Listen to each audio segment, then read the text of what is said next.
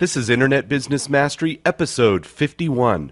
In a world where bosses control your life and thoughts of escape fill your mind, where inspiration seems dead and cynicism rules the masses, you have a desire to break free. You feel the need to take control.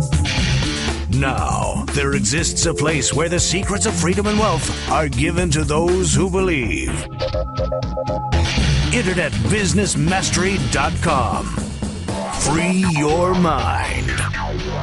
Hello and welcome to Internet Business Mastery online at InternetBusinessMastery.com. I'm Sterling. And I'm Jay. And we're here to help you escape the 9-to-5 and live the lifestyle of your dreams by turning your life's passion into a profitable internet business, especially if you're just getting started today. Now, in this episode, we're going to talk about the 7 reasons why people don't succeed in internet business and how you can avoid every single one. And we're also going to go ahead and give you a free tool for doing critical stat tracking on your site. So you were just here, Jay. Why don't you tell everybody why you flew back to Salt Lake to visit with me other than try to watch romantic comedies? I can't believe the movies you made me watch, man. Jeez. Oh yeah, me. Romantic comedies. Gosh.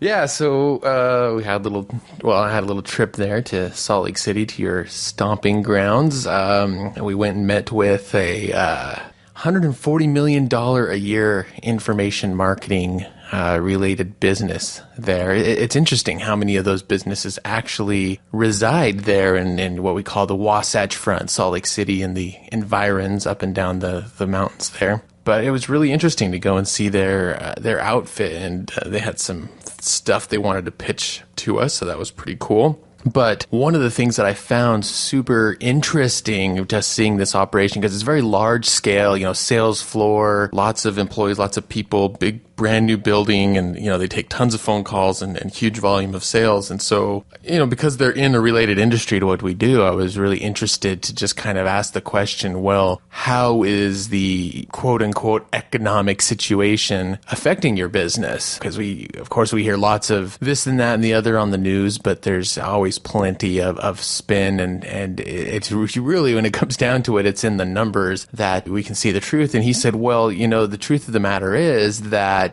things are just as good as ever. He talked about how in that business, a lot of people are willing to lose money on acquiring a lead and then make that money back up and selling back end stuff, but how most of this year they've been not losing money, in fact, gaining money on getting leads and then selling them more stuff on the back end. But, right now they're still more than cutting even on acquiring those leads. And so that's, better than historically in the industry. And so that was really interesting. He said, there's always, the way he put it is, there's always money in the pool. You just got to know where to go to be in the path of it. And he did say that, and I found this very interesting. He said that they'd seen a shift in the customer demographic, meaning that, because I was wondering, I was like, okay, well, this is business opportunity type stuff that you guys are selling. That they have eBay stuff and real estate investing stuff. And so I was, thinking, well, with a credit crunch, people might, it seems like maybe they'd spend less on those kinds of opportunities. And he said, well, the truth of the matter is it's kind of shifting. And now,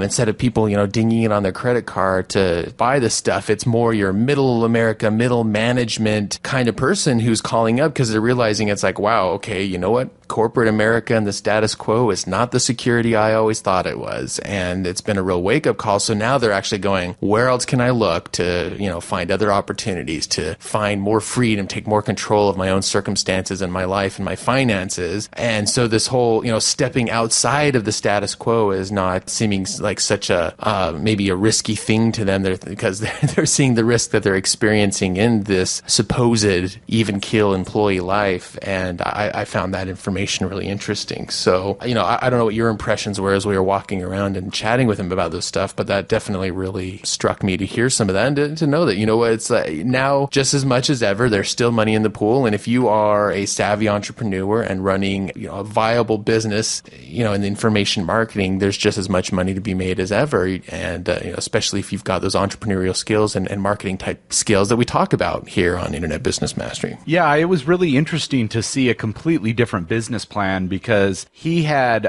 this brand new building. And in fact, to me, it looked like a movie set on every floor.